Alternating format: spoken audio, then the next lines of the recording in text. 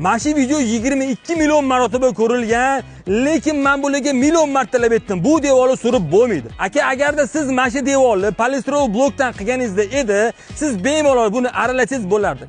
Eng afzalligi aralanishda emas. Bu polistirol bloklarimizdan bittasi 18 ta standart g'ishtga to'g'ri kelar edi. Bitta terganingizda 18 ta g'ishtni terib ketasiz. Tasavvur qiling. Eng asosiy qulayligi bunda ham emas. Bu polistirol bloklarimizni issiq, sovuqni ushlashni ham bir necha bor tez qilib berganmiz. Okajon, men bitta narsaga tushunmayman-da. Shu profilni kuzatyapsiz, lekin obuna bo'lmagansiz.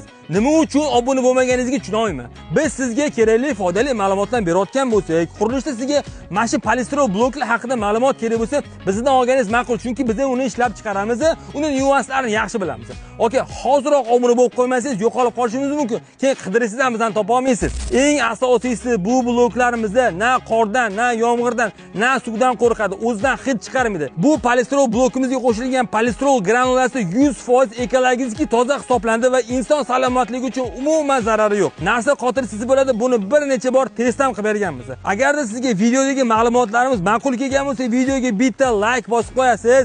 Agar like bosgingiz kelmasa-ki, kommentariyaga shu g'ishtga 1 dan 10 gacha baho berib keting. Qani odamlar qanaqa baho berayotganiga shu haqida ham bilib olamiz.